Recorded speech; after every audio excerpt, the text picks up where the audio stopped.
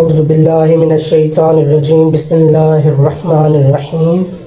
میں اپنے چینل پہ نئے آنے والے تمام دوستوں کو خوش آمدید کہتا ہوں اور ان سے گزارش کرتا ہوں کہ میری یہ ویڈیو لائک کریں، میرے چینل کو سبسکرائب کریں اور بیل آئیکن کو دبا کے نوٹیفیکیشن کو بھی آن کر دیں۔ دوستو، آج ہم ڈاکٹر ثاقب رضا مصطفی صاحب کی آواز میں سیرت نبوی پہ ایک بہت ہی ایمان افروز خطاب سننے جا رہے ہیں، جو سن کر یقیناً آپ کا ایمان تازہ ہو جائے گا۔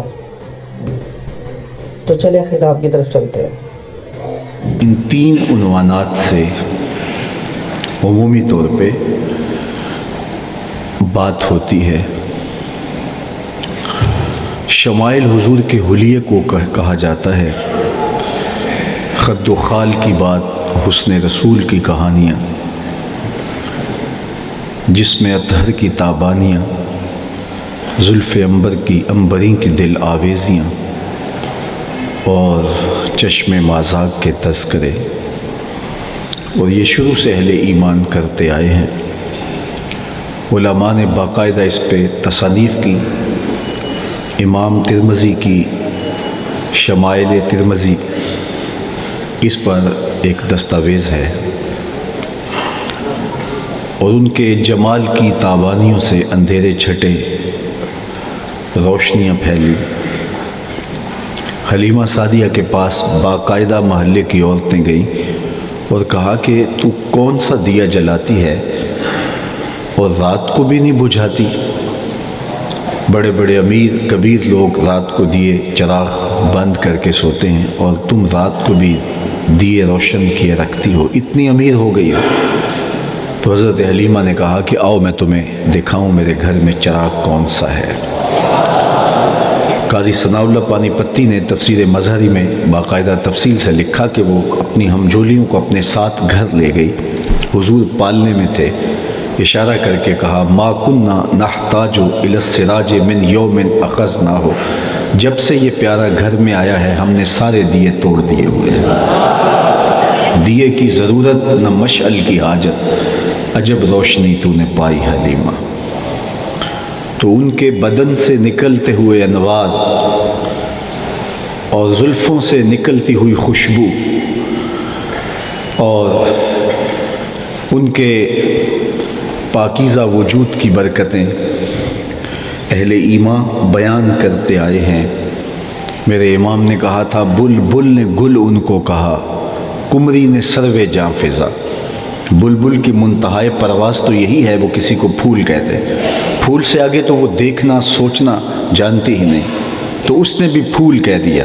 بلبل نے گل ان کو کہا، قمری نے سروے جاں فضا، حیرت نے جھنجھلا کر کہا یہ بھی نہیں وہ بھی نہیں، خورشید تھا کس زور پر کیا بڑھ کے چمکا تھا قمر، بے پردہ جب وہ رخ ہوا یہ بھی نہیں وہ بھی نہیں۔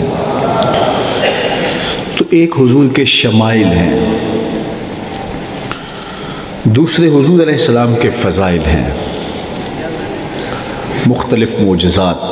علماء نے 1200 معجزات حضور کے ذکر کیے ہیں، اور یہ ان کا حصر نہیں، جو اسناد کے ساتھ ان تک پہنچے ان کو بیان کر دیا، ورنہ ان کی تو ہر ادا معجزہ ہے، ان کا اٹھنا، ان کا بیٹھنا، ان کا کردار، ان کا طرز زندگی، ان کا انداز معاشرت۔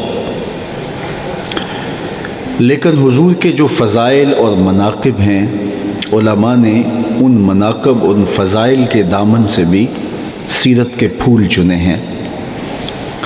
حضرت ابو ہریرہ رضی اللہ تعالی عنہ اصحاب صفہ میں سے بڑا نمایاں نام رکھتے ہیں، اور یہ حضور کی مجلس سے علم کے موتی حاصل کرنے والے لوگ تھے، اور مسجد نبوی میں ہی انہوں نے ایک چبوترے پہ اپنا ڈیرا جمایا تھا۔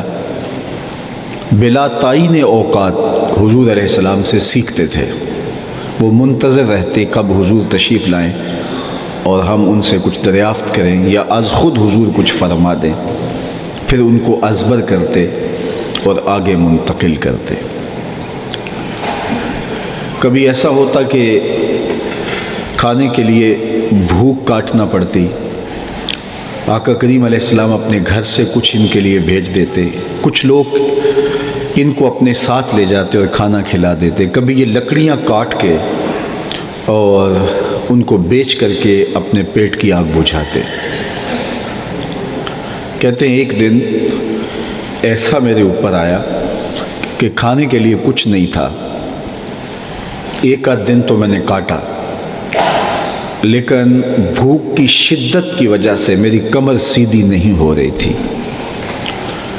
حالت مخمصہ میں آپ کسی سے سوال کر سکتے ہیں، سوال کرنے سے منع کیا گیا ہے، لیکن آپ کو بھوک اتنی شدت کی لگی کہ ہلاکت کا اندیشہ ہو جائے تو اس وقت آپ کسی سے سوال کریں تو وہ سوال کے زمرے میں نہیں آئے گا، لیکن اس کے باوجود بھی اگر آپ سوال سے گریز کریں اور کوئی اور راستہ اختیار کریں تو یہ ایک اعلیٰ اخلاقی قدر ہے۔ تو فرماتے ہیں کہ بھوک کی شدت ایسے تھی کہ مجھے مار ڈالے گی، سوال کرنا میری طبیعت کے منافی تھا۔ میں نے کہا چلو میں مسجد نبوی کے دروازے پہ بیٹھ جاتا ہوں اور کوئی گزرتا ہوا شخص میرے چہرے کو پڑھ لے گا اور سمجھ جائے گا کہ بھوک کی شدت ہے اور میرے درد کا مداوع ہو جائے گا۔ کہتے ہیں جو بھی آتا میں اسے سلام کرتا، اور میرا خیال یہ تھا کہ وہ جب مجھ سے مخاطب ہو جواب دے تو وہ سمجھ جائے کہ اس کا مسئلہ کیا ہے، لیکن لوگ شاید جلدی میں تھے، جو آتا مجھے دیکھتا میرے سلام کا جواب دیتا اور آگے گزر جاتا۔ ہستی پلکوں کے نیچے غم بھی پلتے ہیں مگر کون دیکھتا ہے اتنی گہرائی میں۔ کہا لوگ گزرتے چلے جاتے، میں نے کہا چلو تھوڑی سی بات کرنی چاہیے۔